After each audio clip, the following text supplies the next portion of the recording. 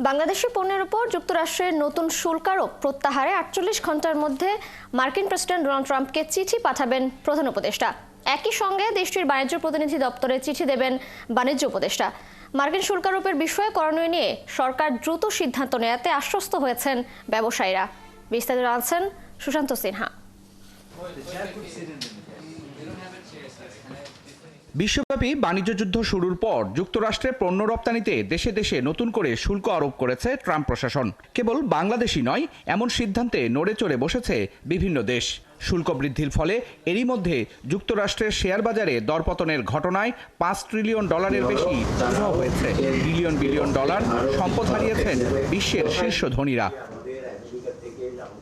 টালমাটাল এমন অবস্থায় নতুন করে মন্দার মুখে পড়তে পারে বিশ্ব অর্থনীতি। এই পরিস্থিতিতে যুক্তরাষ্ট্রের সাথে বাণিজ্য ঘাটতি কমাতে বাংলাদেশে শুল্ক ও অশুল্ক বাধাগুলো দূর করার কথা জানান নীতি নির্ধারকরা।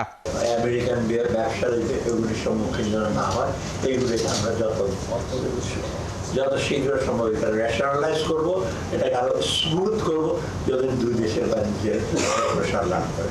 কোথায় গিয়ে এটা দাঁড়াবে আমরা পুরো জানি না। এটা পুরো বিশ্ব অর্থনীতি যে কোথায় কি কতদূর কিভাবে বড় ধরনের নাড়াচাড়া খাবে এ সম্বন্ধে কোনো সন্দেহ নেই। আমরা আস্তে আস্তে সবকিছুই মাথায় রাখছি। আমাদের ট্যারিফ রিলেটেড মানে নন ট্যারিফ ব্যারিয়ারের যে প্রতিবন্ধকতাগুলো রয়েছে, যেগুলো আমাদের বাণিজ্যের জন্য সহায়ক, আমরা সেইগুলোকে রোহিত করা বা পুনর্মূল্যায়ন করার একটা পদক্ষেপগুলো নিচ্ছি এবং আমরা সেই অনুযায়ী যুক্তরাষ্ট্রের সাথে সফল হতে হবে। এসব উদ্যোগের বিষয়ে আগামী ৪৮ ঘন্টার মধ্যে মার্কিন প্রেসিডেন্ট ও ইউএসটিআর এর কাছে চিঠি পাঠাবেন প্রধান উপদেষ্টা ও বাণিজ্য উপদেষ্টা। একটা চিঠি যাবে আমাদের চিফ অ্যাডভাইজারের তরফ থেকে আমেরিকার প্রেসিডেন্ট ডোনাল্ড ট্রাম্পের কাছে, আর একটা চিঠি যাবে আমাদের কমার্স অ্যাডভাইজারের তরফ থেকে ইউএসটিআর এর কাছে। ইউএসটিআর তো আপনারা জানেন ইউনাইটেড স্টেটস ট্রেড রিপ্রেজেন্টেটিভের কাছে যাবে। এই দুটো হচ্ছে ৪৮ ঘন্টার মধ্যে এটা চলে যাবে। সরকারের সাম্প্রতিক নানামুখী উদ্যোগে স্বস্তির কথা জানান ব্যবসায়ীরা।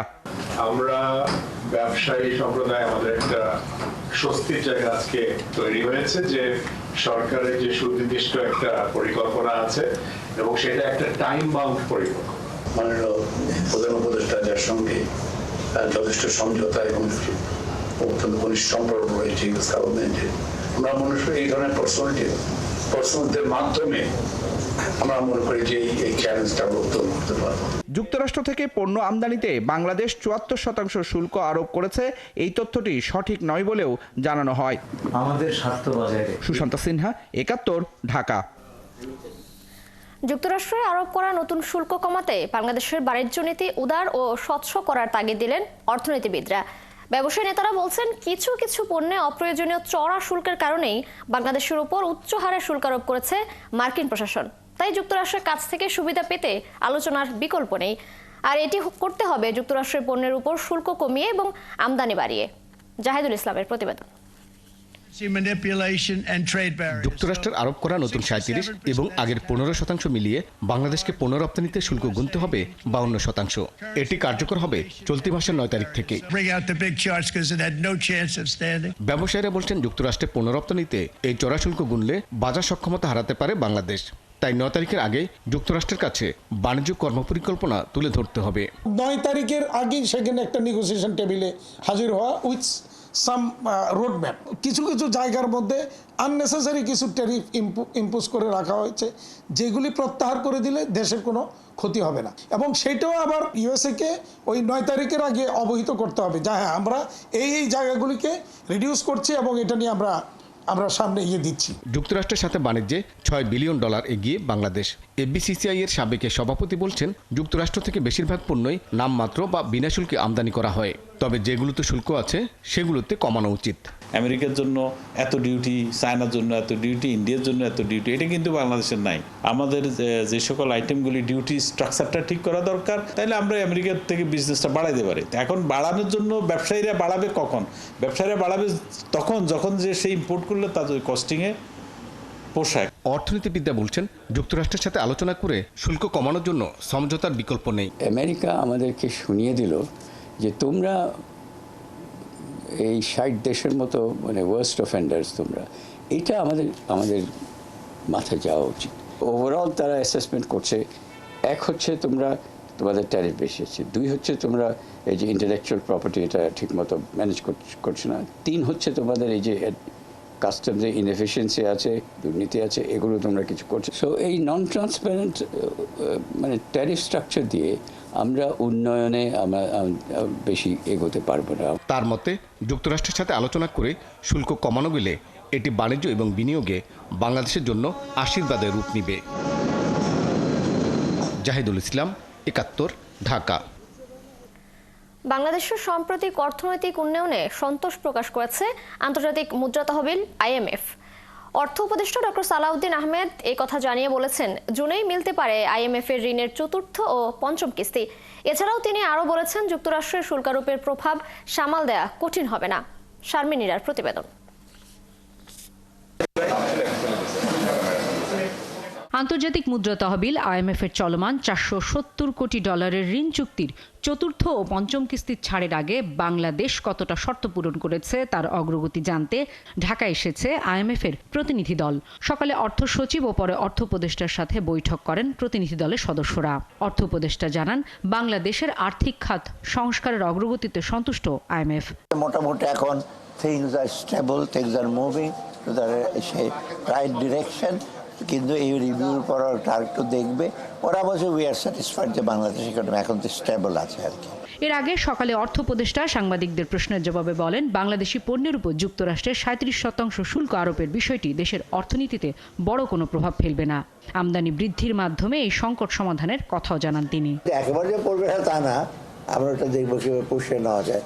বিরাট একটা হিসেবে না। আর আমাদের সুবিধা যে গার্মেন্ট ইন্ডাস্ট্রি চায়না থেকে রিলোকেট করবে। চায়না তো আর একটা জিনিস এসে করবেন যে আমাদের যে গার্মেন্ট আছে আমরা লোয়ার এন্ডে কিন্তু মানে যেটা টার্গেট বা ওয়াল মার্কেটে বিক্রি হয়, যেটা খুব বেশি দাম না। ইভেন যদি ট্যারিফ ওরা বেশি করে খুব বেশি দাম এসে হবে না, যেটা আমি 2007-8 দেখেছি। আমাদের কিন্তু এক্সপোর্ট একেবারে এফেক্ট করা নাই। এফেক্ট করেছে কারা? খুব দামি দামি কাপড় চোপড় অথবা খুব এক্সপেন্সিভ জিনিসপত্র ওখানে ইম্পোর্ট। যুক্তরাষ্ট্রের শুল্ক আরোপের প্রভাব মোকাবেলা সরকারের টপ প্রায়োরিটি বলে জানিয়েছেন পরিবেশ ও বন উপদেষ্টা। মার্কিন যুক্তরাষ্ট্র যে শুল্কটা আরোপ করেছে এটা তাদের গ্লোবাল একটা পলিসির অংশ। এটা যে কেবল বাংলাদেশের উপর আরোপ করেছে তা তো না, তো গ্লোবালি এক একজন এক একভাবে অ্যাড্রেস করেছে। আমাদের থেকে গতকাল সরকারের পক্ষ থেকে বলা হয়েছে যে আমাদের মাননীয় প্রধান উপদেষ্টা মহোদয় নিজেই এটা নিয়ে কথা বলবেন। শারমিন নীরা, ৭১, ঢাকা। 5 আগস্ট পরবর্তী বাংলাদেশের বিনিয়োগ বান্ধব চিত্র তুলে ধরতে 40 দেশের বিনিয়োগকারীদের নিয়ে সোমবার থেকে শুরু হচ্ছে 4 দিনের বিনিয়োগ সম্মেলন। বাংলাদেশের বিনিয়োগ উন্নয়ন কর্তৃপক্ষ বিডার নির্বাহী চেয়ারম্যান চৌধুরী আশিক মাহমুদ বিন হারুন জানিয়েছেন, বাংলাদেশ সম্পর্কে বহির্বিশ্বের নেতিবাচক ধারণা দূর করাই এই সম্মেলনের উদ্দেশ্য। সম্মেলনে বেশ কিছু ব্যবসা প্রতিষ্ঠানের সাথে বিনিয়োগ চুক্তি ও সমঝোতা স্মারক সই হবে বলে আশা করেন তিনি। মোহন ইসলামের প্রতিবেদন। অন্তর্বর্তী সরকার দায়িত্ব নেওয়ার পর প্রথমবারের মতো দেশি বিদেশি ও প্রবাসী বিনিয়োগকারীদের নিয়ে আয়োজন করা হচ্ছে ইনভেস্টমেন্ট সামিট বা বিনিয়োগ সম্মেলন 2025। 7 এপ্রিল শুরু হয়ে আগামী 10 এপ্রিল এই সম্মেলন শেষ হবে। ফরেন সার্ভিস একাডেমিতে এক সংবাদ সম্মেলনে সার্বিক তথ্য তুলে ধরেন বিডার নির্বাহী চেয়ারম্যান। 2টা ট্র্যাকে আসলে জিনিসপত্র আগামী। প্রথম ট্র্যাকটা হচ্ছে যে আমরা প্রায় 60 জনের বেশি উদ্যোক্তাকে নিয়ে আমাদের একটা স্পেশাল ফ্লাইট সেটা যাবে চট্টগ্রামে। সেখান থেকে আমরা কোরিয়ান ইভিজেট এবং মিরেশ্বরাইতে আমাদের ন্যাশনাল স্পেশাল ইকোনমিক জোন আছে, এই দুইটা আমাদেরকে ভিজিট করে রাতের বেলা আবার ফেরত নিয়ে আসবো। এনারা হচ্ছেন সেই সব উদ্যোক্তা যারা মনে করছেন যে ওনাদের একটা ফ্যাক্টরি সেট আপ করতে হবে, ওনাদের আসলে জায়গা জমি লাগবে, ওনাদেরকে দেখতে হবে যে কী ধরনের সাপোর্ট সিস্টেম আমরা তৈরি করতে পারি। তিনি বলেন, আগে বহির্বিশ্বে বাংলাদেশ নিয়ে নেতিবাচক ধারণা ছিল, যা 5 আগস্টের পর থেকে পরিবর্তন হতে শুরু করেছে। দেশে এখন পরিবেশ বান্ধব বিনিয়োগ পরিস্থিতি তৈরি হয়েছে। ওভারঅল প্যাকেজ হিসেবে আমরা যে জায়গাটা থাকার কথা সেই জায়গাটা পারসেপশন ওয়াইজ আমরা সেই জায়গায় গ্লোবালি নেই। যেহেতু নেই, একমাত্র উপায় হচ্ছে আমাদের কাছে এই জিনিসটাকে ওভারটার্ন করা, সেটা হচ্ছে আমরা যদি ইনভেস্টরদেরকে ফিজিক্যালি নিয়ে আসতে পারি বাংলাদেশে, তাহলে তারা প্রথমবার যখন বাংলাদেশকে এক্সপিরিয়েন্স করে, বাংলাদেশের মানুষের সাথে ইন্টারেক্ট করে, তখন তাদের কাছে মনে হয় যে না এই দেশে আসলে ইনভেস্ট করা যাবে। যুক্তরাষ্ট্রের চলমান বাণিজ্য যুদ্ধ ও বাংলাদেশের পণ্যের উপর উচ্চ হারে শুল্কারোপের প্রভাব এই সম্মেলনে পড়বে না বলেও আশা করেন বিডার নির্বাহী চেয়ারম্যান। বলেন, বিনিয়োগ খাতে বেশ কিছু সংস্কারও করা যাবে। বাংলাদেশের বিনিয়োগের যে অবস্থা, সেই অবস্থার ব্যাপারে ইউএসটিআর এর একটা রিপোর্ট আছে। সেই রিপোর্টের উপর বেস করে ওনারা অনেকগুলো ডিসিশন ড্রাইভ করেছেন বলে বলছেন। তো সেই রিপোর্টে আমাদের জন্য কিছু বেসিক রিফর্মের কথা বলা হচ্ছে, যে আমাদের রেগুলেটরি কিছু রিফর্ম দরকার, কাস্টম ডিউটির ক্ষেত্রে কিছু রিফর্ম দরকার, করাপশন, এরকম আপনার আইপি রাইটস, এরকম বেশ কয়েকটা টপিকের কথা বলা আছে। এই রিফর্মগুলো কিন্তু আমরাও করতে চাচ্ছিলাম। বিএনপি, এনসিপি ও জামাতের প্রতিনিধিরা এই সম্মেলনে উপস্থিত থাকবেন। সম্মেলনটি পরিচালিত হবে ইলন মাস্কের প্রতিষ্ঠান স্টারলিংকের ইন্টারনেট দিয়ে। পাশাপাশি বাণিজ্যিকভাবে স্টারলিংক চালুর প্রক্রিয়াও শুরু করবে সরকার। মোহন ইসলাম, ৭১, ঢাকা। আয়নাঘরে যারা তদন্ত করতে গেছেন তাদের বোমা রেখে হত্যা করার চেষ্টা করা হয়েছে বলে অভিযোগ করেছেন আন্তর্জাতিক অপরাধ ট্রাইব্যুনালের চিফ প্রসিকিউটর মোহাম্মদ তাজুল ইসলাম।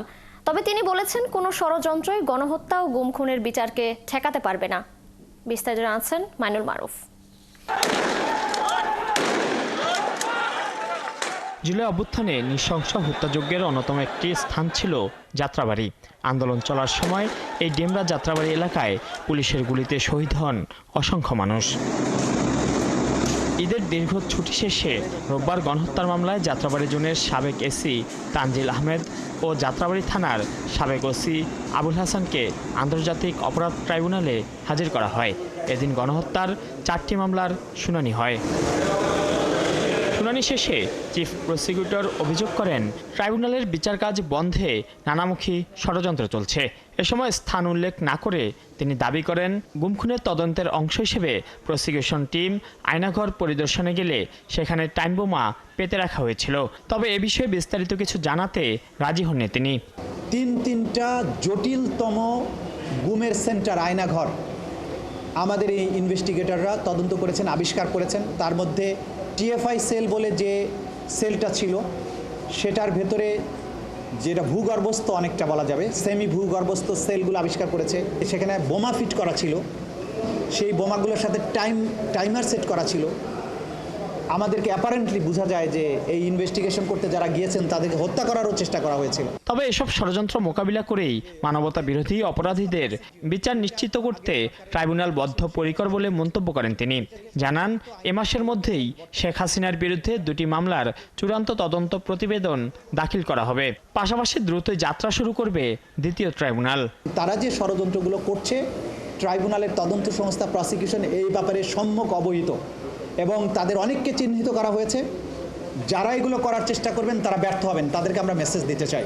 দিনের শুনানি শেষে যাত্রাবাড়ি গণহত্যার ঘটনায় তদন্ত প্রতিবেদন দাখিলের জন্য 15 জুন এবং ফার্মগেটে গোলাম নাফিজ হত্যা মামলায় তদন্ত প্রতিবেদনের জন্য 6 জুন নির্ধারণ করেন আদালত। এদিকে সাভারে ইয়ামিন হত্যার ঘটনায় এবিবিএন সদস্য সোহেল মিয়াকে জিজ্ঞাসাবাদের জন্য 13 এপ্রিল ও চানখারপুলে গণহত্যায় পুলিশ কনস্টেবল নাসিরুল ইসলামকে 10 এপ্রিল জিজ্ঞাসাবাদের দিন ধার্য করেন ট্রাইব্যুনাল। মাইনুল মারুফ, ৭১, ঢাকা। বৈষম্য বিরোধী আন্দোলনের সময় হামলা, ভাঙচুর ও হত্যা চেষ্টার অভিযোগে আওয়ামীপন্থী 93 আইনজীবীর মধ্যে 84 জনকে কারাগারে পাঠিয়েছে আদালত। আর নারী ও অসুস্থ বিবেচনায় 9 জনকে জামিন দেওয়া হয়েছে। রোববার ঢাকা মহানগর দায়রা জজ জাকির হোসেন গালিবের আদালত এই আদেশ দেয়। বয়স বিবেচনায় জামিন পেয়েছেন আইনজীবী সমিতির সাবেক সভাপতি আবু সাইদ সাগর।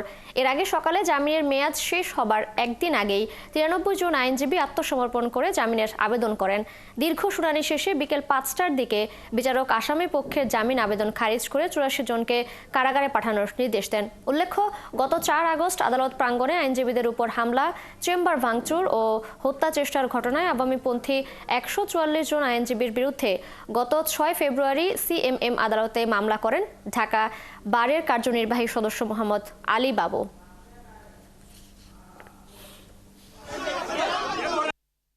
মামলার মূল নথি পর্যালোচনা করে মেডিকেল এবং বিভিন্ন ছবিগুলো দেখে আদালত উভয় পক্ষের বক্তব্যের পর যারা মহিলা আইনজীবী ছিল, মহিলা অ্যাকিউজড ছিল, আসামি ছিল, তাদেরকে জামিন মঞ্জুর করেন।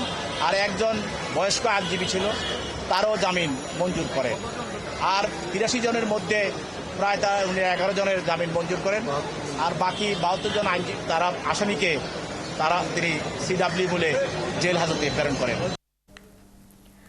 দুর্নীতির মামলার আসামি হিসেবে শেখ হাসিনাকে দেশে ফেরাতে ইন্টারপোলের সহায়তা নেওয়া হবে বলে জানিয়েছেন দুর্নীতি দমন কমিশন দুদকের চেয়ারম্যান ডক্টর আব্দুল মোমেন। এছাড়াও তিনি বলেছেন, টিউলিপ সিদ্দিকীর আইনজীবীর পাঠানো চিঠির জবাব দেবে না দুদক।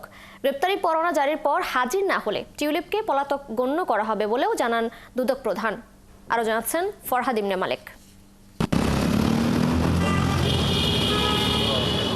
ঈদের পর সাংবাদিকদের সাথে ঈদ শুভেচ্ছা বিনিময় ও প্রধান উপদেষ্টার সাথে থাইল্যান্ডে বিমস্টেক সম্মেলনে যোগ দেবার অভিজ্ঞতা তুলে ধরতে ব্রিফিংয়ের আয়োজন করেন দুদক চেয়ারম্যান। দুদকের মামলার আসামি হিসেবে সাবেক প্রধানমন্ত্রী শেখ হাসিনাকে দেশে ফিরিয়ে আনার কোনো উদ্যোগ কমিশন নেবে কিনা এই প্রশ্নের উত্তরে চেয়ারম্যান বলেন, আদালতের সিদ্ধান্ত মেনেই তারা ব্যবস্থা নেবেন। প্রয়োজনে সহায়তা নেওয়া হবে ইন্টারপোলের। আমার কাছে সাবেক প্রধানমন্ত্রী শেখ হাসিনা কিংবা দুর্নীতিগ্রস্ত একজন সাধারণ জনগণের মধ্যে কোনো তফাৎ নাই। আমি একজন দুর্নীতিগ্রস্ত ব্যক্তি যিনি পলায়ন করে অন্যত্র চলে গিয়েছেন, তার জন্য আমার যে প্রক্রিয়া, সাবেক প্রধানমন্ত্রী পলাতক শেখ হাসিনার জন্য আমার প্রক্রিয়া একই প্রক্রিয়া। অ্যারেস্ট ওয়ারেন্ট আমরা ইস্যু করি না, আদালত থেকে এটা হয়। আমাদের মামলাটা যখন কোর্টে যাচ্ছে শিগগিরই আপনারা পাবেন আদালত থেকে ওয়ারেন্ট অফ অ্যারেস্ট আপনি পাবেন। সেক্ষেত্রে যদি আমাদের আসামি অ্যাবসকন্ডিং হয়ে থাকে তাহলে সেক্ষেত্রে সে আসামিকে আনার জন্য আরও প্রক্রিয়া আছে, ইন্টারপোল আছে এবং অন্যান্য যত সব প্রক্রিয়া আছে আমরা সবগুলি আমরা অনুসরণ করব। শেখ রেহানার কন্যা ও ব্রিটিশ এমপি টিউলিপ সিদ্দিকীর বিরুদ্ধে দুদকের দায়ের করা প্লট জালিয়াতি মামলার পর নিজের আইনজীবীর মাধ্যমে একটি চিঠি পাঠান তিনি। তবে এই চিঠির কোনো জবাব দেয়নি দুদক। চিঠি না দিয়ে আদালতের মুখোমুখি হতে টিউলিপের প্রতি আহ্বান জানান দুদকের চেয়ারম্যান। দুর্নীতির অভিযোগ উড়িয়ে দিতে পারেননি বলেই ব্রিটেনের দুর্নীতি নিবারণের দায়িত্বপ্রাপ্ত মন্ত্রী মিস টিউলিপ সিদ্দিক সে দেশের প্রধানমন্ত্রীর প্রবল সমর্থন সত্ত্বেও পদত্যাগ করতে বাধ্য হয়েছেন। দুর্নীতি দমন কমিশন তার আইনজীবীকে এবং আইনজীবীর মাধ্যমে মিস টিউলিপ সিদ্দিকীকে ইতিপূর্বেই জানিয়ে দিয়েছে আদালতে হাজির হয়ে তারা যেন অনুগ্রহ করে এই অভিযোগের মোকাবেলা করেন। ক্রিকেটার সাকিব আল হাসানকে নিয়ে করা আরেক প্রশ্নের জবাবে চেয়ারম্যান জানান, সাকিব এখন আর দুদকের আইকন নন, তদন্ত সাপেক্ষে তিনিও আসামি হতে পারেন। এমন হতে পারে যে সাকিব আল হাসান দুদকের আসামিও হতে পারেন, মানে আমরা এটা আমাদের অনুসন্ধান পর্যায়ে আছে, অনুসন্ধানের পরে বোঝা যাবে। এদিকে 700 কোটি টাকার অস্বাভাবিক লেনদেনের তথ্য পাওয়ার পর সাবেক পররাষ্ট্রমন্ত্রী হাসান মাহমুদ ও তার স্ত্রীর বিরুদ্ধে 2টি মামলা করেছে দুদক। সংসদ সদস্য এবং পররাষ্ট্রমন্ত্রী মোহাম্মদ হাসান মাহমুদের বিরুদ্ধে 2টি মামলা। ফরহাদ ইবনে মালেক, 71, ঢাকা। কিভাবে খরচ হচ্ছে জানিও না। ক্ষতিপূরণ সহ চাকরিতে পুনর্বহালের দাবিতে বিজিবি সদর দফতরের সামনে অবস্থান নেয়া পিলখানা হত্যাকাণ্ডে চাকরিচ্যুত বিডিআর সদস্যরা তাদের কর্মসূচি স্থগিত করেছেন। বিজিবির প্রধানের কার্যালয়ে স্মারকলিপি পৌঁছানো হয়েছে, এমন আশ্বাসে পিলখানার সামনে থেকে তারা চলে যান। এদিকে 2 দফা দাবিতে রাজধানীর কেন্দ্রীয় শহীদ মিনারে অবস্থান কর্মসূচি পালন করেছে বিডিআর কল্যাণ পরিষদ। আরও জানাচ্ছেন নাদিয়া শারমিন। রোববার সকালে আন্দোলনকারীরা এসে জড়ো হন বিজিবির পিলখানা গেটের উল্টো দিকে। বিজিবি ও পুলিশের নিরাপত্তা বেষ্টনীর মধ্যে সকাল 9টায় আন্দোলন শুরু করে তারা। আমরা অব্যাহতি পাইছিলাম, সেখানে লেখা ছিল পুনরায় তাদেরকে চাকরি বহাল করার জন্য। পরে সেখানে আমাদেরকে পুনরায় চাকরি না দিয়ে সেখানে বিশেষ আদালত গঠন করে আমাদেরকে সাজা দেওয়া হয়েছে, চাকরিচ্যুত করা হয়েছে। আমাদের একমাত্র দাবি আমাদের পুনরায় চাকরি বহাল করা হোক এবং ক্ষতিপূরণ সব ফেরত দেওয়া হোক। যারা পিলখানা হত্যাকাণ্ড ঘটিয়েছে তাদের ব্যতি রেখে আমরা সকলেই চাকরির জন্য আবেদন করছি এবং পুনর্বহালের জন্য দাবি জানাচ্ছি। বেলা 12টার দিকে তাদের পক্ষ থেকে একটি প্রতিনিধি দল পিলখানায় বিজিবি মহাপরিচালকের সাথে দেখা করে স্মারকলিপি দেওয়ার চেষ্টা করে, তবে তাদের ভেতরে ঢুকতে দেওয়া হয়নি। আমাদের যে স্মারকলিপিটি ওনারা ওইখান থেকে রিসিভ করে নেয়, দিয়ে আসলে আমাদের সাথে মহাপরিচালকের সাথে যে দেখা করার যে বিষয়টি ছিল সেটি নিয়ে আসলে দেখা করতে দেওয়া হয় না। একজন কর্নেল বলছে যে আপনার স্মারকলিপি দেন, আপনাদের ভিতরে যাওয়া হবে না। হ্যাঁ, আপনাদের স্মারকলিপি পৌঁছায় দেওয়া হবে, বলছে যে পরবর্তীতে জানানো হবে। আমাদের কি জানাবে এখনও জানায় নাই, তবে এটার বিষয়টা না জানান পর্যন্ত আমাদের এই আন্দোলন এইভাবে থাকবে। এদিকে দিনব্যাপী শহীদ মিনারে চাকরিচ্যুতদের পুনর্বহাল এবং জামিনের পরও মুক্তি না পাওয়া বিডিআর সদস্যদের মুক্তির দাবিতে অবস্থান কর্মসূচি পালন করে বিডিআর কল্যাণ পরিষদ। আমাদের খুব আশা ছিল যে 5 আগস্টের পরে আমরা ভালো কিছু পাবো বর্তমান সরকারের কাছ থেকে।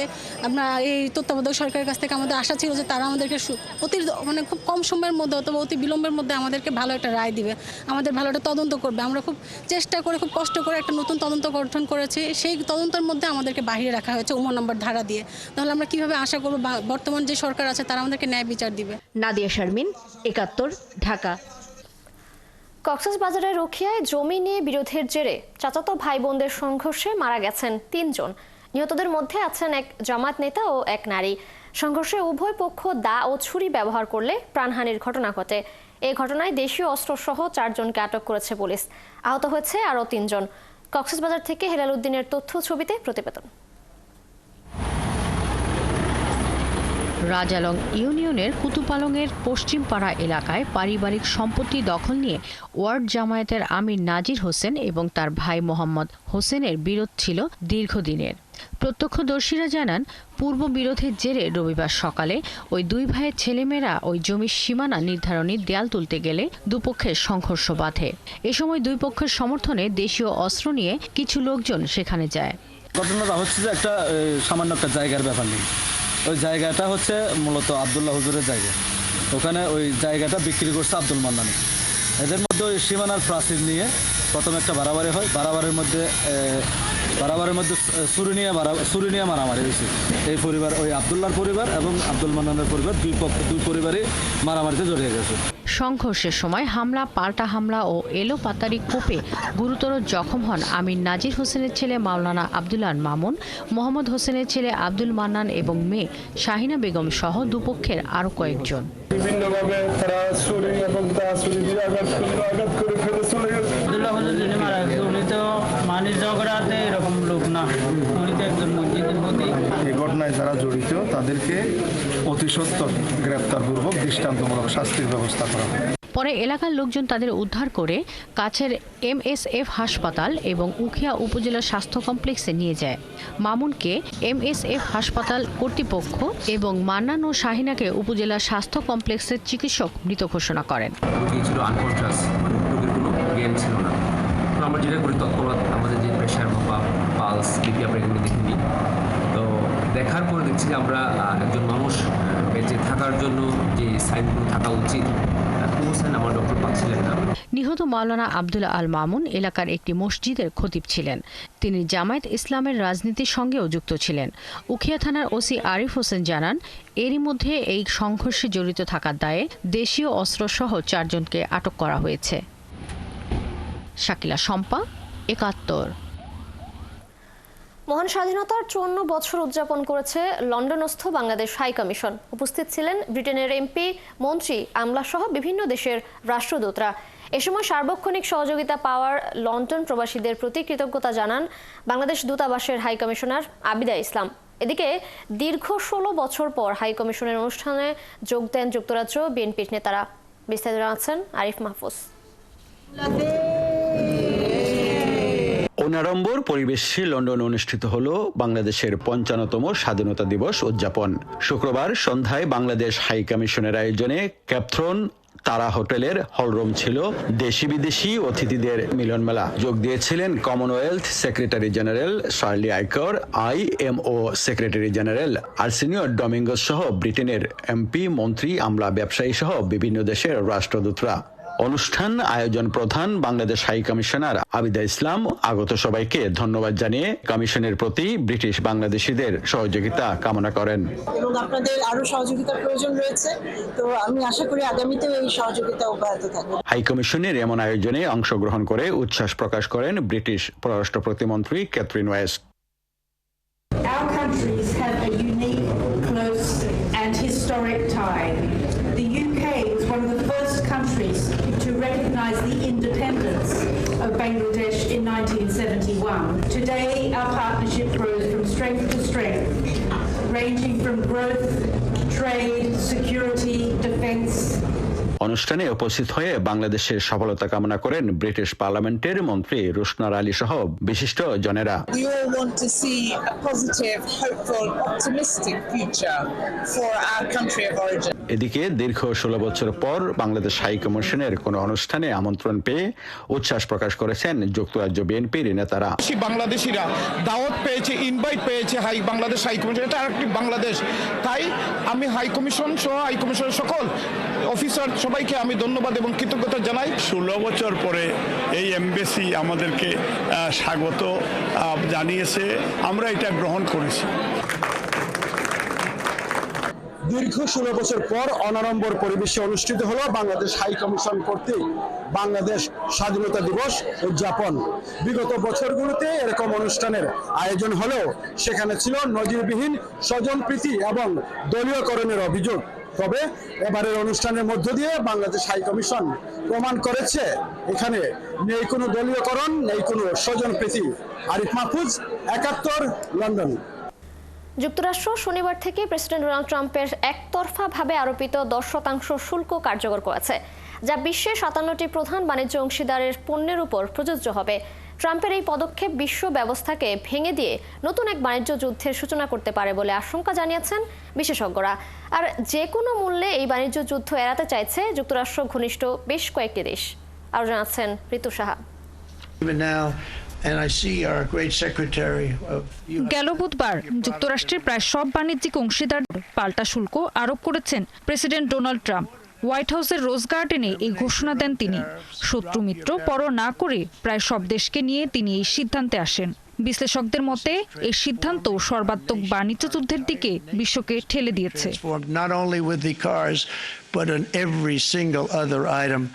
যুক্তরাষ্ট্রের মিত্র দেশ যুক্তরাজ্যের পণ্যেও 10% শুল্ক আরোপ করেছেন ট্রাম্প। জবাবে দেশটির বাণিজ্য মন্ত্রী জেনাথন রেন্ডলস বলেন, ওয়াশিংটন এখনও তাদের ঘনিষ্ঠ মিত্র। দেশটির আরোপিত শুল্কের প্রভাব কমাতে যুক্তরাজ্য একটি বাণিজ্য চুক্তি করতে আগ্রহী। তবে বিকল্প পদক্ষেপ নিয়েও যুক্তরাজ্যের প্রস্তুতি রয়েছে বলে জানান তিনি। অনেকটা একই সুরে কথা বলেছেন যুক্তরাষ্ট্রের আরেক মিত্র জাপান। তারা বলছে, ট্রাম্পের সিদ্ধান্তের বিপরীতে প্রতিশোধমূলক কোনো পদক্ষেপ যুক্তরাষ্ট্র জাপানের দ্বিপাক্ষিক সম্পর্কে নেতিবাচক প্রভাব ফেলতে পারে।